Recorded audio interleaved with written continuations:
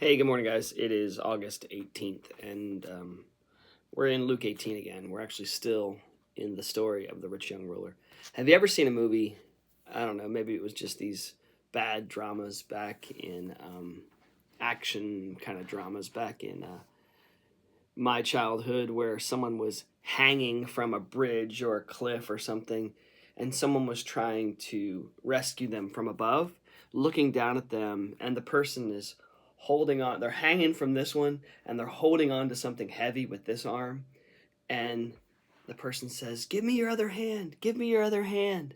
Like, drop what you're holding. It's the valuable thing that's been the center of attention in this whole movie.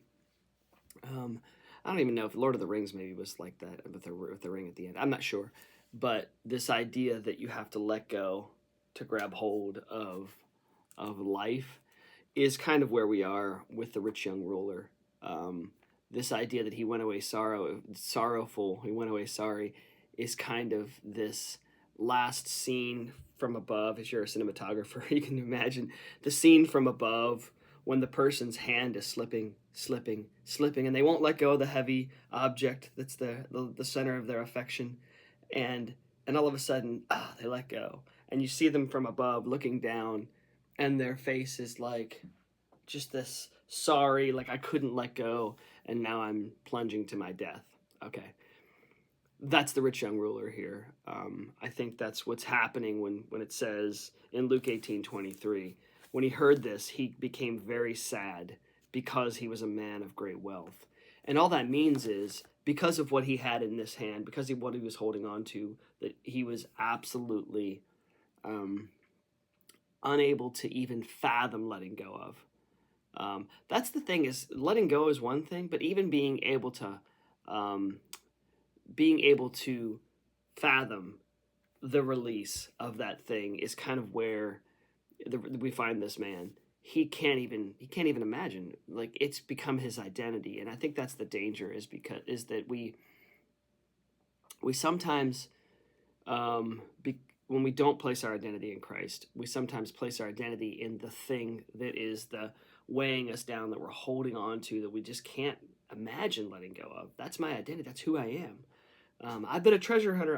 Back to the movie. Sorry, I've been a treasure hunter my whole life. This is what I've looked for. I've looked for this treasure my whole life. I can't imagine letting go of it. That's where we find him, and it's terribly sad, because instead of finding our identity in Christ, we find it in something that literally pulls us away from the rescuing kind of redemption of Jesus, and that's where the rich young ruler is. Um, and and Chambers then deals with this idea of Jesus coming to us with the hard word of what needs to happen in our lives. And he says, he kind of basically puts us in the place of the rich young ruler. He says that Jesus, he will simply repeat, "If you mean what you say," which the rich young ruler said, "What must I do to be saved?" Um, and if you mean what you say, those are the conditions. I know your heart. That's the thing that's the tricky part, is sometimes we realize, or we don't realize, that God knows our heart better than we do many times. And so when he says, "I need you to let go of this," we think, "Oh, no, no, no, I don't need to let go of that. You don't know what you're talking about. That's not holding me back." But the fact that God knows our heart better than we do, when we think, "Oh, I don't need to let go of that. I can hold on to that." That's something that I can maneuver and kind of work around. And Jesus says, "No, no, I need you to let go of that." Chambers says here, "Are you more devoted to your idea of what Jesus wants than to himself? This thought that I can figure it out exactly what he wants of me. If so, you're likely to hear one of his hard sayings that will produce sorrow in you. Beware of allowing anything to soften a hard word of Jesus Christ." He's saying, basically, don't take the hard word and then say, "Oh, what he really meant was this." No, no, what he meant was what you thought he meant, to let go. The rich young ruler, sell everything you have and follow me. That was shocking to him, obviously. I like this close to the end here. "I can be so rich in poverty right? I can be so rich in poverty, so rich in the consciousness that I am nobody, right? This idea that I'm nobody, he can't do anything with me, that I shall never be a disciple. And I can be so rich in the consciousness that I am somebody, that I shall never be a disciple. It's this idea that I can figure it out, what it looks like to be a disciple, and I'm going to impoverish myself, or be so humbled, false humility, saying I'm nobody, I'm nobody, I'm nobody, that God can't use us.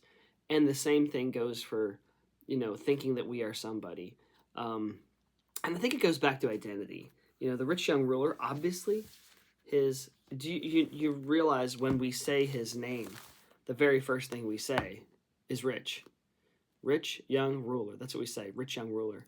And so the rich part was his identity. And so what I think Chambers is challenging us to is make sure that our identity is in Christ. And so when our identity is in Christ, then whatever he says that we need to get rid of, that's not our identity anyway. That doesn't matter if I need to get rid of that. So anyway, you guys have an awesome day.